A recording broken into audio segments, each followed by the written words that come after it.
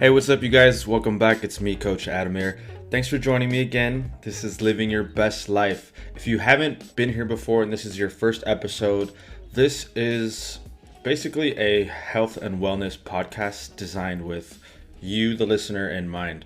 I'm a personal trainer. I actually like to call myself a health coach now. And I know that we all could use some guidance on how to live healthier, more fulfilling lives. And while most people think I am just a personal trainer, I really do take pride in being called a coach because it's more than just fitness. It's really teaching a new lifestyle and how to just embrace it in your everyday choices and your everyday routines. Because for me, my point of view, my perspective, living healthy lives is as much about exercise as it is about mental health and nutritional health. And so I like to teach everyone to align all aspects of their lives by taking a whole body approach, or you can call it like a whole health approach. You want to look at your mental state, your emotional state, and your physical state, right? So with that in mind, that's what this podcast is designed for, to give you your to give you different approaches on how to be healthy mentally, physically, and emotionally. All right, so today we're going to talk about saying no, the bad word no that a lot of people don't like saying to other people, but it can have a really positive impact on your life. And there are ways that you can do it so that you don't feel guilty about it. All right, so let's jump in. Now, I know most of us don't really want to disappoint people, especially friends and family or coworkers, and we just don't want to seem like a flake or seen as unreliable, right? So you end up just saying yay, yes to things. Yay, say yay to things. We're in the old medieval times. You end up saying yes to things, even though it may take you away from something that's important to you right now, or maybe even later that you're just not aware of, right? It just feels easier to say yes than to have someone, I guess, disappointed in you, right? Like, ugh, I said no, they can't help me, or they can't do this, right? But when it comes to saying yes, there's so many ways we say yes in our lives, and we just don't even realize it. Like if you have kids, and it's time for your spouse to watch the kids, but you kind of feel bad because you feel they deserve some me time, but then that means it's taken away from what you had to do. Maybe you had set time aside to go to the gym or to spend time with yourself, right? Have your me time. So while saying yes and helping someone else out because, yes, you love that person, you're also taken away from yourself. And I'm pretty sure most of us love ourselves. At least I hope we do, right? Um, and that's at home, right? If you're at work, being the one who's available to your boss at all times, and being the hustler, right? Being the go-to person. It's always a nice feeling, but then that also means that maybe you're not sleeping well enough because you're expecting an email late at night, or you're expecting a super early email, so you're not really getting time for yourself to rest. And then what that does is it just, always being available for everyone else, it just means you don't take time for the important stuff that maybe you have set aside, or maybe you have work obligations or family obligations that you're not attending to now because you're saying yes to someone else because you don't want them to feel bad. And a lot of this ends up making you just feeling exhausted, overworked, anxious, and just most of all stressed. Sometimes even resentful, right? We can resent our coworkers, we can resent our spouse because they get to go to the gym and I don't. It turns into something way bigger than just saying yes to somebody. So let's learn a couple ways that we can say no, but still be available for people, and hopefully not have them be upset, right? We still have to be respectful in ways that we say no, and I'll talk about that closer to the end. So instead of us being exhausted at the end of every day because we're trying to please everybody, we'll be able to be our best self so that when we do say yes to people, we show up for them at our 100% top everything. All right. So there are ways that you can, I guess, practice or prioritize saying no. You just actually have to do them, right? So by show of hands, how many of you have tracked your calories or track your spending? A lot of us do that, right? We did that previously. We still do it. We may do it later. There's always a point where we come to track our calories and track our spending. A lot of us don't track how we spend our time though.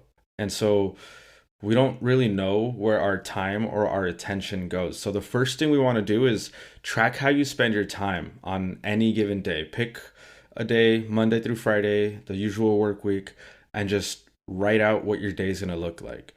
Um, and there's a reason you agree to so many things, and that's because you don't really have a clear picture of what your day is, right? Without a clear sense of how you're spending your time, it's going to be easy to think that you have time for other stuff. Like, sure, I can stay late, or no, I don't have time to read 10 pages of this book every day. Right? We don't know if we can fit things in, or we think that we can fit more than we're supposed to.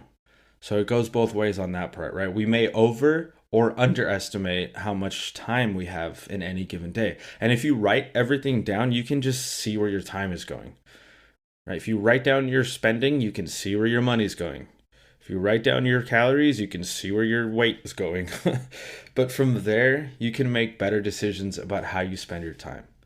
All right. And then when you do um, write things down, when you do have to do it, just use a diary to recap the day afterwards, right? Be honest with yourself about how the day usually goes. And then notice any patterns of where you spend most of your time. Do you spend a lot of time on social media? Do you spend a lot of time in front of the TV catching up on shows? Right? Is that part of your day? And is that part of the time that you say you don't have? Right? Because once we see that, then we can make better decisions. All right. You'll feel better about how your time is spent, and you'll just get more done. All right. So be honest about your day and see where things can be maybe moved around and maybe prioritized better. The second thing, guys, be intentional about how you spend your time. Sometimes we say yes, not aware of what we're saying no to at that time. Like, I could be saying yes to helping a friend out in the afternoon with something, with a project they need to work on, not knowing that it's going to take me 3 hours and I have something to do in 2 hours. So I may say yes right now because I want to help my friend out, but I don't realize that it's going to take longer than the time I actually have. So be aware, right? Be intentional of where you're going with your time. So with that recap of your day, what you can see is how much you try to fit into that time you have and how productive or unproductive you really are. Or like I mentioned, sitting in front of the TV, like a lot of us put that as part of the time we spend, and then we say, I didn't have time to read. I didn't have time to journal. I didn't have time to go to the gym. Really, you just spent 3 hours watching Game of Thrones. No offense to Game of Thrones. I would have done the same thing probably, but don't complain about that you don't have time. If you choose to do that, great. But don't complain later that you weren't able to get things done because you quote unquote ran out of time. Okay? So be intentional, right? Consider the things that you want to spend more time on and the things that you can spend less time on, right? Like, make concessions, you guys, make sacrifices. Like I just said, if you're not going to make these sacrifices, then we can't complain that we don't have what we want. Okay, so don't neglect what's really important, like what's obviously important in your day, like picking up the kids or making dinner for the family or work, right? Don't neglect those things, but make sure they're not taking importance over things that are important to you as well. All right, so there's got to be a balance. Get me? Cool. You over there nodding your head. Appreciate you. Third one, practice saying no. All right. So this is where you practice, right? Like actors do this a lot. I do this a lot. Actually, no, I don't. I probably should more often, but practice in front of a mirror. All right. So, with the list in mind, the list that you just made, the list that we talked about, you have a visual right in front of you of what you say yes to and what you say no to, or what you're supposed to say no to. All right. And now you can practice that. So, go to your bathroom, close the door, turn on some music if you want to so nobody hears you because it might be awkward at first, which is fine. It will be awkward. Stare in the mirror, look yourself in the eye, and give yourself hypothetical situations where you can say no to. All right, it's just gonna take practice. It's gonna take repetition. So, say someone proposes a meeting, right? You have a meeting at 4 o'clock. Say, hey, you know what? I can't make that meeting at 4, but if we could do it at 5, I can totally make it. You're saying no, but also providing a solution.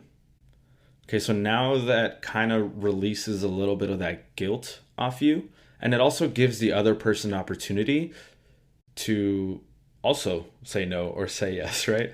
So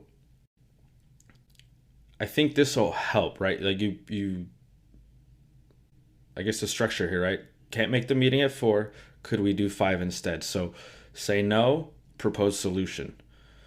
Right? So like another example, my workload is pretty full at the moment, but I know someone who has the time and the knowledge to help. Right? So if someone asks me to help them with something, it's like, you know what? I can't right now, but good friend of mine, they know exactly what they're doing. Here's his or her number. Give them a call. They'll be happy to help. Right? So I'm still providing a solution. All right? And then if you're married with kids, yeah, I can't take care of the kids right now because I'm going to the gym, honey. But when I get back, I will give you a break so you can do what you need to do. Right? Like, obviously, that may have been a conversation beforehand when it comes to a spouse and things like that. But those are examples of how you can say no while not really saying no because you're still able to provide them with something. All right. And so when you do say no, it's just really important. Be respectful, right? And then just be kind when you do it. And I completely understand. I just can't right now. And I really know that. I mean, I really understand that you want me to be there, or I really understand you need my help. I just can't. I'm sorry, Or when it comes to you're at a party or dinner or with friends and you're on a diet or you're watching your calorie intake or your macronutrient intake, right? Like, oh man, that looks so good. I really love a piece, but it's probably best if I don't right now, right? Instead of just being like, no, I'm good. A lot of people can take offense to that, especially when it comes to food, especially in my culture and in the Hispanic culture. Like if you go to someone's house, you're a guest, and you say no to their food, you might as well just walk outside and just wait till the end of the party. But, there are ways to say no without making them feel like you're offending them. And when it comes to alcohol, like this is a big one, especially right now for any of you out there doing sober October. I'm right there with you. Actually, I started end of September, but I'm probably gonna try to go for longer than October. Anyways, I digress. So when you're not drinking, right, and you tell people like, hey, you know what, I'm not drinking, but thanks for offering. It's okay. No one's really gonna give you shit for it, and if they do, it'll be over in like 2 minutes. I promise. All right. So now that we're done practicing, sorry, the chair moved. Now that we're done practicing, you have to say no in real life, right? That's the hardest part. The silliest and goofiest part is practicing in front of the mirror. The hardest and most challenging part is actually saying it to a person that matters to you. Right? So just remember that the first time you start doing this, it's going to be difficult. It's going to be uncomfortable. But it'll get easier and you'll build confidence and you'll be able to say no with ease. as time goes on. All right. And just, you got to understand, people may be upset at first, but that's okay. That really isn't your problem. Sorry to say, but them being upset at you not being available for them is absurd. It's not your problem. All right. You have to put yourself first and they'll respect that, because I guarantee you, if they're unavailable at some time and you ask them for help, they will tell you no. Right. And I know you know those people, but they probably have learned that they don't need to be there for everyone all the time. All right. You may be the type of person who wants to be there for people. I am the same way. I like to be there for people, but they will end up taking more control of your time and your life than you do. All right. So don't give away your control. Don't give away your time, and don't give away your attention if there's other things that are more important that need to be done for you. Listen, you guys, nothing's more important than taking time for yourself to take care of yourself. Over the last, 2-3 years, like we've heard a lot about self-care. I know we heard about it before, but man, has the term self-care, like hashtag self-care, has blown up over the internet over the last 3 years. But it's just no secret how important it is in our lives, right? Whatever that self-care means for you. Spa day, like the typical self-care day, go get a massage, do all that. Self-care could be, I'm gonna go take a hike by myself, in nature. I'm gonna go sit on the beach by myself. I'm gonna go read my favorite book. Self-care is whatever you do to care for you. Okay, so when we feel like we don't have the time, or that we're just too tired from helping others, we really have to take a step back and take an inventory of how we're spending our time. Because we're also taking an inventory of where we're putting our energy, right? And energy is not something that we just want to give freely. All right, a lot of the times, the when we write things down, we see that we spend our time on a lot of meaningless things. Biggest example is social media. Now, I hate knocking social media because, what am I doing, right? My podcast is posted on social media outlets. Like, I hate knocking it. It's more about not letting social media consume so much of your time that you're neglecting other things in your life that are actually going to be productive and bring you value. Right? If we're on social media on our break and we got 20 minutes and we've been working for 3 hours straight, no interruptions, and you want to take a 20-minute social media break, by all means, go for it. Right? You just put in hard work for 3 hours. But if you have been at work and you've answered a couple emails and maybe done actual quote work for 30-45 minutes, you've been there 3 hours, and the rest of the time you've been scrolling on social media, that's when it becomes a problem. All right, so don't spend your time on social media like that, and don't spend your time obsessing over the news and what's going on in the world. There's a lot of bad shit happening. I guarantee you that. I can tell you that. There's bad news today. There's probably going to be bad news tomorrow too. All right, so we can't obsess over those things. We can be aware and we can not be insensitive to what's going on, of course, but we can't sit and have a news channel just hour after hour with a roulette of bad news. All right, and we also can't sit and spend our time following all the latest celebrity news.